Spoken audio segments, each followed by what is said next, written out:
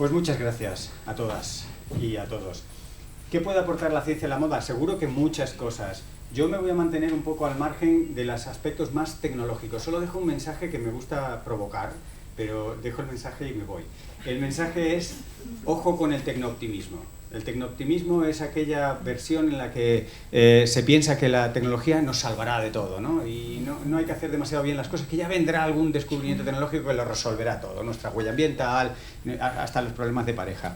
Yo esto del tecnooptimismo lo podría con cuidado. Yo voy a hablar de una ciencia un poco más general.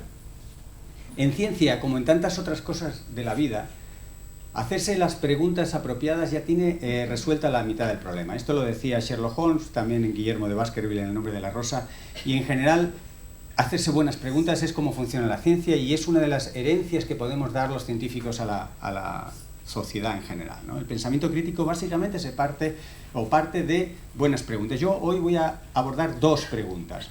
Una, ¿cuál es el problema? Parece mentira, pero muchas veces no tenemos muy identificado cuál es el problema. Vamos directamente como un toro que sale de los burladeros y dice, pero ¿cuál es el problema? Y la segunda pregunta es, ¿para qué hacemos tanta ropa? Tienen un poco de retórica las dos preguntas. Vamos a ver el problema.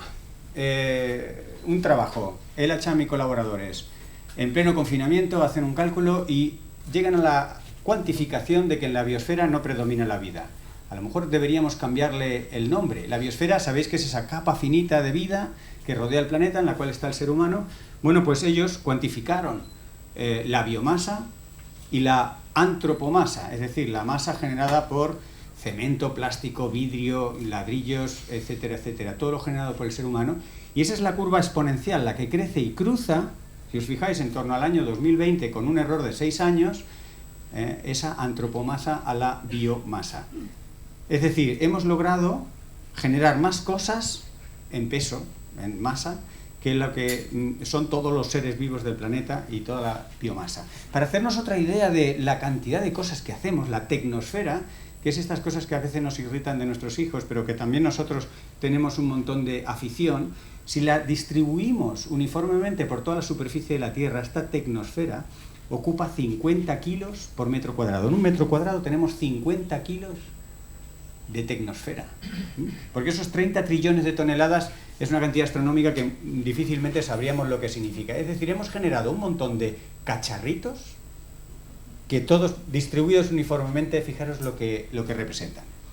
Hemos convertido, como dicen, Gemma en la introducción ya habló del Instituto de Resiliencia de Estocolmo, donde está Johan Rockström y otros grandes científicos y pensadores que han hablado, llevan como 15, 20 años trabajando sobre grandes visiones del sistema planetario, los límites planetarios que ahora mencionaremos.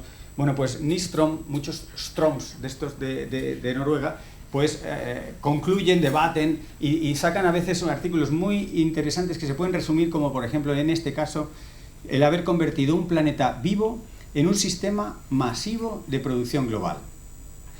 Bueno, para algunas personas esto es motivo de orgullo, pero indudablemente esto tiene consecuencias. Algunas de las consecuencias no eran las deseadas.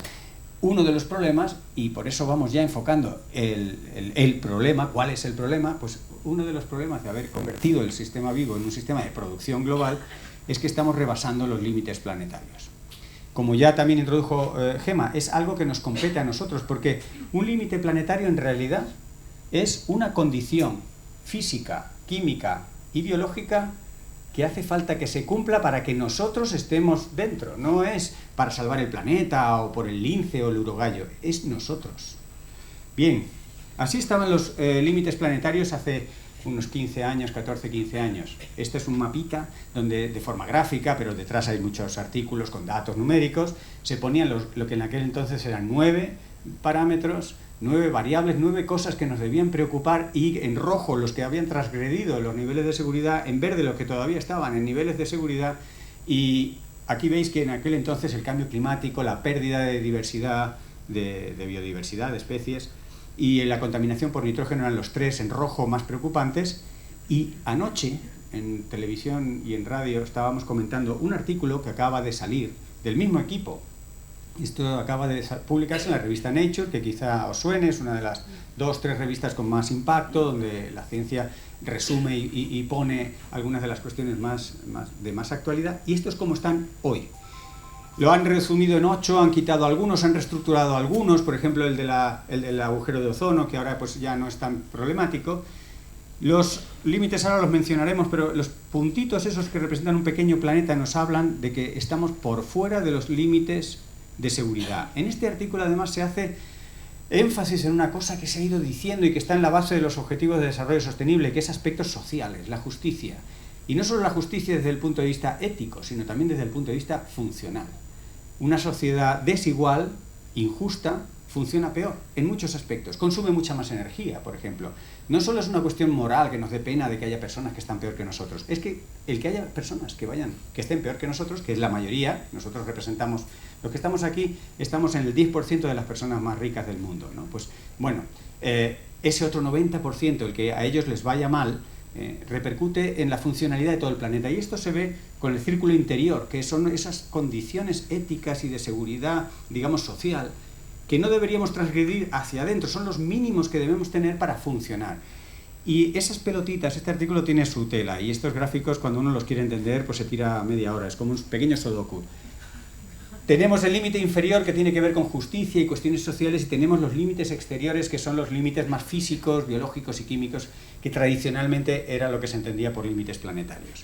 El cambio climático es la bolita que está arriba, y ha sobrepasado los límites de seguridad, y todavía no ha sobrepasado del todo, al revés, ha sobrepasado los límites de justicia, los límites sociales. No hay más que ver que Pakistán sufrió una inundación porque se derritieron unos glaciares cuando ellos no habían contribuido prácticamente nada al calentamiento global, y así podríamos poner muchos ejemplos. Pero veis que justamente la noticia es que 6 o 7, 3, 4, 5, 6 de los 8 han transgredido los niveles de seguridad. La contaminación por fósforo, los voy a mencionar para que sepáis de qué estamos hablando. La contaminación por fósforo, la contaminación por nitrógeno, el agua subterránea, el agua superficial, ¿qué más? La integridad ecológica, es decir, que los ecosistemas funcionen, y la diversidad biológica, se han transgredido los niveles de seguridad. El que sea esto reversible o no reversible también depende un poco de la escala. A escala humana, a escala de unas décadas, algunos de estos límites que se han transgredido son poco reversibles a nuestra escala. O sea, ya recuperarlo nos va a llevar bastante tiempo. Estamos ahí. Esto es hoy, ¿no? El agua, que no hemos parado de oír hablar, con un abril extraordinariamente seco, con temperaturas de julio, y con todos esos disparates que hemos visto, pues promesas electorales de políticos que prometían agua, ¿no? Como si ellos pudieran sacar de una chistera agua, pero como la gente desea agua, pues le encantan esos milagros prometidos, y entonces se establece un círculo completamente lejos de la ciencia y de los datos, en las cuales unos prometen y otros aceptan las promesas, y los científicos mirando allí y decir, pero ¿esto del agua? Pero si el agua está limitada, el agua necesitaremos, la regla de los tercios se aplica para simplificar esto del agua, en que ahora mismo 1/3 de la humanidad no tiene agua suficiente para sus funciones básicas, y dentro de 20 años vamos a necesitar 1/3 más de agua. Y la pregunta es de dónde la vamos a sacar, ¿no? Desde luego no la vamos a sacar derrochándola y usándola como si fuera un bien ilimitado. Los plazos de renovación del ciclo del agua, para hacer del agua en general agua dulce, que es solamente un 2,5% del agua total, pues tiene unos ritmos que nosotros transgredimos con total alegría, ¿no? Y el famoso cambio climático, que es una de las cuestiones quizá más apremiantes, ¿no? El cambio climático ya está aquí, con tanto cálculo y tanto modelo y tanto escenario, tenemos una tendencia a proyectarlo, ¿no? ¿Qué mundo le dejamos a nuestros hijos, las generaciones, para mediados de siglo, finales de siglo? Esto ya está aquí. Ejemplos los tenemos. Al estar en una fase exponencial de cambio climático, quiere decir que cada vez en menos tiempo hay más récords, se baten más récords climáticos, más récords absolutos. Imaginaros San Sebastián con 43 grados.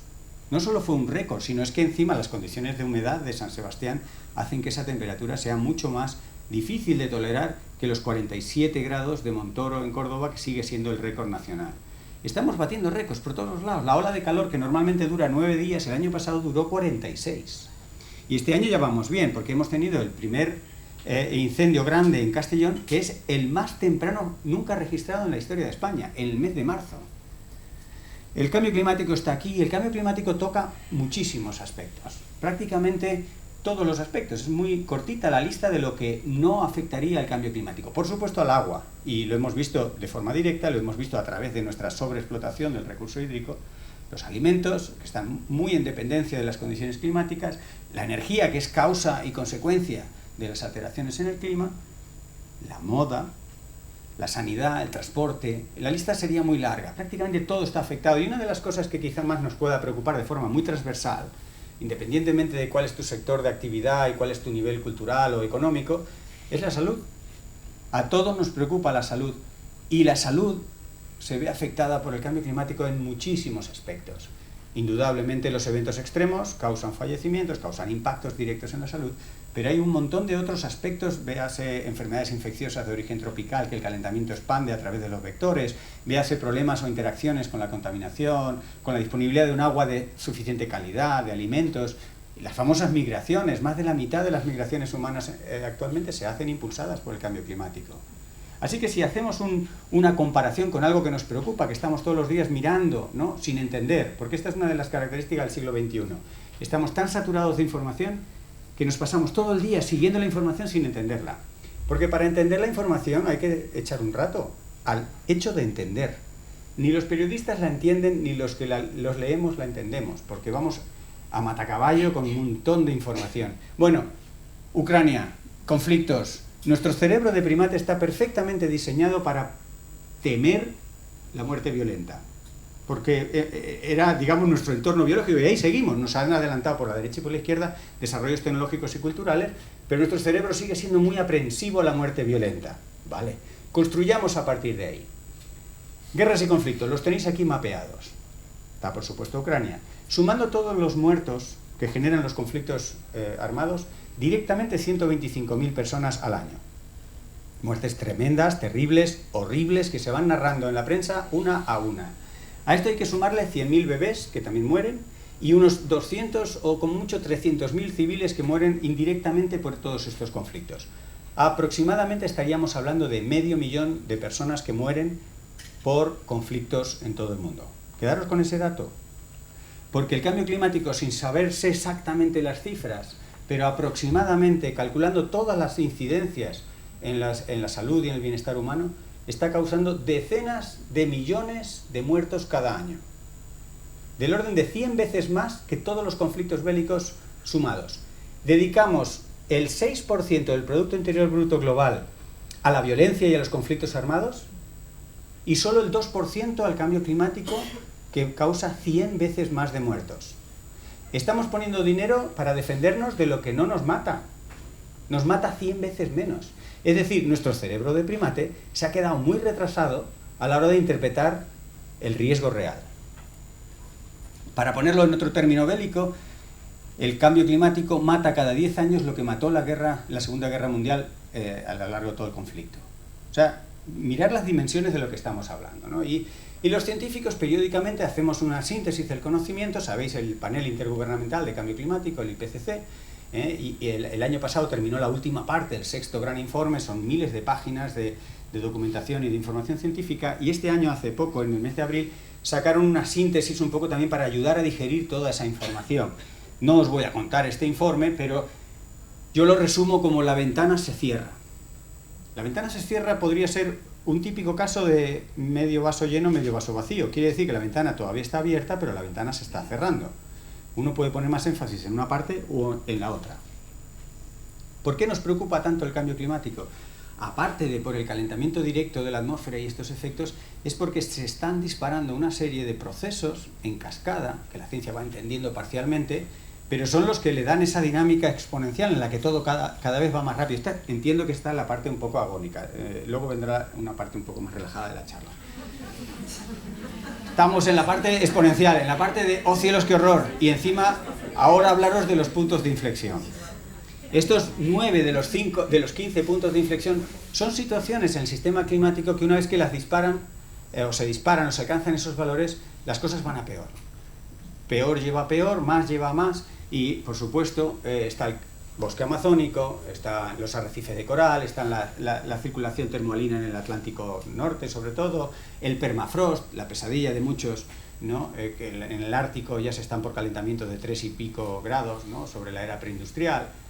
Todo esto hace para que una persona que pueda vivir en Móstoles o en Zaragoza se preocupe de qué pasa en Nueva Zelanda o en el Ártico, porque muchos dirán, ¿y a mí qué? Ya bastante preocupación tengo con lo que ocurre en mi barrio. Bueno, pero si lo que ocurre en tu barrio, en tu salud y en tu actividad económica, tiene, aunque te parezca increíble, bastante que ver con estos puntos de inflexión. De tal forma que si estos ecosistemas funcionan un poco peor, no funcionan sus mecanismos de regulación climática, al revés, generan mayor calentamiento. Bueno, lo dejo ahí, son puntos de inflexión, tipping points, y están detrás de un poco la urgencia y la preocupación por el cambio climático.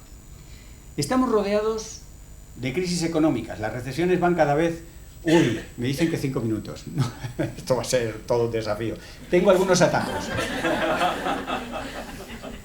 Estamos rodeados de crisis económicas, sanitarias, energéticas, sociales, pero en realidad no son crisis económicas, sanitarias, energéticas o sociales. Son manifestaciones económicas, energéticas, sociales de una crisis ambiental. Y esto no está dicho solo por mí, que puedo ser ecólogo y por tanto un poco sesgado, sino por los propios grandes economistas que se reúnen en Davos y que pintan de verde las amenazas para la economía. Y el verde es pérdida de biodiversidad, cambio climático y estas cosas del medio ambiente. Salieron todos de Davos la última vez, todos con ecoansiedad, algo que llevamos bastantes años nosotros sufriendo y compartiendo y viendo cómo gestionamos. Bueno, pues los grandes inversores de Davos salieron todos con ecoansiedad.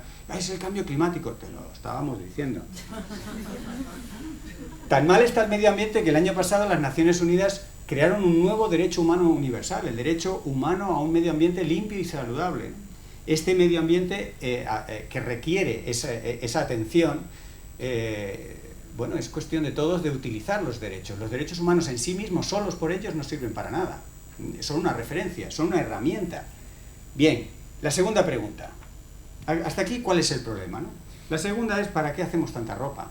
No la voy a contestar del todo, voy a daros 3 pinceladas y vosotros seguramente tendréis muchos más datos y mejores que los míos para contestarla, ¿no? ¿Para qué hacemos la ropa? Fijaros, algunas cuestiones ya nos hacen sospechar de que vamos un poco desorientados, porque la ropa producida realmente para cubrir necesidades supone menos de un 10% del total de la ropa que se hace. Y una cuarta parte, en el Reino Unido un tercio de la ropa, no llega ni a estrenarse. Ya sabéis a dónde va a parar. Mucha de esta ropa es muy difícil de reciclar, tiene fibras muy variadas y ni siquiera se quema en casa. Resulta mucho más barato ponerlo en un contenedor, llevarlo a la otra punta del planeta y acumularlo en un desierto, porque para muchas personas el desierto pues no es nada, allí no hay nada. Y se acumulan grandes montañas, no hace falta ilustraros más de lo que está pasando en el desierto de Atacama, donde incluso la ropa tiene la etiqueta para estrenar, es ropa que ni siquiera se ha llegado a poner nadie. Lo mismo pasa con la comida, algo tan esencial como comer, producimos el doble de comida de la que hace falta. Y la hambruna es precisamente por producir tanta comida. Estamos, iba a decir locos, pero es que es lo que parece. Y en la salud 3/4 de lo mismo. Os voy a poner algunos ejes, ¿no? Para que veáis que no es solo que me estoy centrando con la moda. La moda es lo que nos ha traído hoy aquí, pero forma parte de una manera de hacer las cosas. ¿Qué pasa con la salud propiamente dicha? La salud sanitaria y médica, digamos, ¿no? Pues lo mismo, va el negocio por delante de las necesidades. Cuando hacemos eso, el presupuesto de España, pero también de los países de nuestro entorno dedicado a prevenir, es inferior a un 1%. No hay héroes de la prevención, hay héroes de la salvación, esto ocurre en casi todo, y la prevención no trae dinero. El negocio realmente está en los hospitales y en curar a gente enferma. Y ese dinero que mueve toda una economía y todo un negocio es lo que hace que el 99% del presupuesto se dedique a curar a gente enferma en lugar de evitar que la gente enferme. Esto quizá nos da alguna pista de por qué producimos tanta ropa. Desde luego, como en la prevención no está el negocio, si dejamos a la economía de mercado que funcione y controle las cosas, esto no va a resolver ese problema. Mejorará la tecnología, serán cosas más eficientes. Ojo también con la eficiencia. La eficiencia está muy bien, pero no olvidéis el efecto rebote y la paradoja de Jevons, que decía, y que vio él en su día, hace siglo y medio con el carbón, y se ha ido comprobando con todo, que el aumento de eficiencia lleva a un aumento de la producción. Al principio haces más con menos, después simplemente haces más. Lo que hay que hacer es menos con menos. Esto es un gran juego de palabras que si os lo lleváis a casa y lo pensáis, vivimos en un momento de gran hipocresía, en la que con una mano hacemos una cosa y con la otra hacemos otra. Firmamos los ODS, la Agenda de 2030, pero no terminamos de avanzar. Decimos en el Acuerdo de París que hay que reducir las emisiones de gases de efecto invernadero y nunca nos llega el momento de reducirlas. Por eso la ventana se está cerrando, porque hace ya 8 años dijimos de reducir emisiones y las emisiones crecen. Los científicos decimos, es tiempo para la acción. Esa ventana que se cierra requiere que seamos más intrépidos, más acelerados. Aquí tenéis los escenarios, por dónde deberíamos ir, las líneas más o menos verdes y azules, y estamos por las líneas más o menos naranjas y rojas. Esto en cuanto a emisiones, pero en el fondo pasa un poco con todo. La lista de cosas que hacer no la voy a detallar, más o menos la tenéis todos presentes. Para mí el problema es no tanto saber qué es lo que hay que hacer, sino entender por qué no lo hacemos. Y aquí podemos recurrir simplemente a las pintadas callejeras, y un grafitero te lo dice a veces muy claro, ¿no? El único crecimiento sostenible es el decrecimiento. Una palabra que como suena tan fuerte y tan mal, pues se la llama de otras maneras alternativas. Claro, el extremo de eufemismo es un grupo político que el otro día me dijo, no, Fernando, es que yo no puedo ir presentarme a las elecciones con esto del decrecimiento. Y nosotros le llamamos transformación. Ah, vale. Pero es que dentro de transformación cabe todo, ¿no? Yo me refiero al decrecimiento puramente económico. La neoliberal Europa se ha caído oficialmente del guindo y ya pone el año pasado en marcha un programa para el estudio del decrecimiento. ¿Cómo implementar el decrecimiento en la neoliberal Europa? La semana pasada, no, la anterior, 18 parlamentarios europeos provocaron una jornada de casi una semana de análisis del decrecimiento. Claro, también buscaron una palabra que fuera políticamente más amable, le llamaban Beyond Growth. Suena mucho más tal, pero llamarlo como queráis. Yo como científico digo, yo no tengo problemas en cambiar de nombre, siempre que sepamos muy bien a qué nos referimos. Estamos hablando de decrecimiento económico y además el decrecimiento es prosperidad.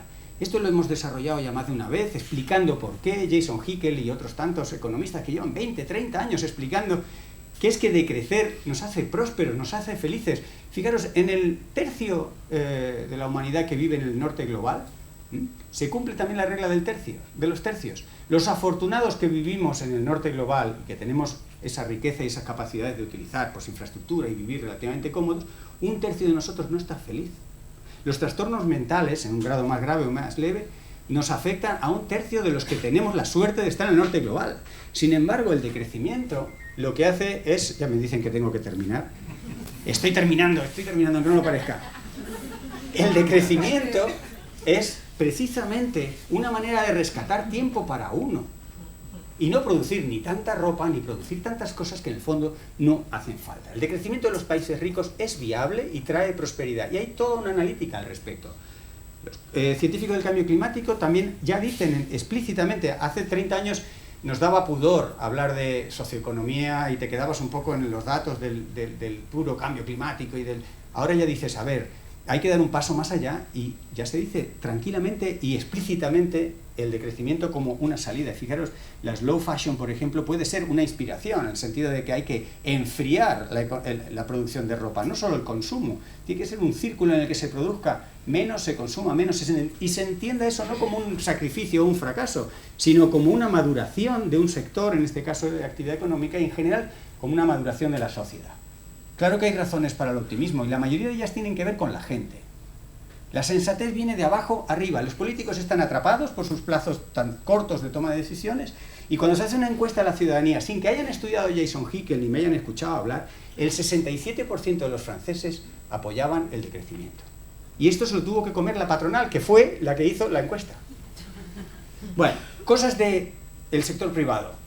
Nos necesitamos. El sector privado solo no lo puede hacer, el sector público o la ciudadanía solo tampoco lo puede hacer y aquí nos necesitamos mutuamente. Los cambios tan rápidos, tanto en el clima como en las condiciones ambientales, como en las normativas, van a ir sucediéndose a gran velocidad y solo sobrevivirán las empresas y las actividades económicas que realmente sean sostenibles y no nos vale greenwashing en esto, porque el greenwashing se va acabando.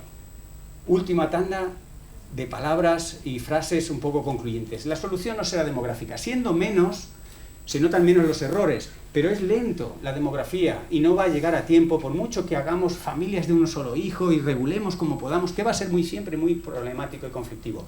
La solución no es demográfica, por tiempo y por dificultad. La solución es reducir la huella per cápita.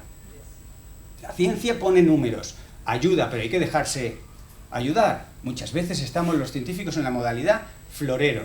Dícese de aquel científico que luce, que queda bonito y que solo se le hace caso si lo que dice encaja con lo que a priori yo pensaba hacer. El cumplimiento de las recomendaciones científicas, del Acuerdo de París y de tantas otras cosas, queda en manos pues, de todos, de la ciudadanía, de los políticos, de los grandes responsables de empresas. Con la crisis ambiental está en juego cosas tan funcionales y basales como es la propia democracia, los derechos humanos. No estamos hablando de el lince o el urogallo solamente. Con la crisis ambiental están en juego el presente y el futuro de la civilización actual. La sensación de choque con los límites planetarios es de tal intensidad que esto no va a durar mucho tiempo. Y lo único que realmente podemos hacer es canalizar y reconvertir el modelo social para reducir ese conflicto, esa tensión. Los límites planetarios son, digamos, fríos, no atienden a razones, es pura matemática si queréis verlo así. Así que tenemos mucho que hacer, pero yo creo que no vamos a cambiar realmente de rumbo si no entendemos lo que realmente está en juego. Muchas gracias.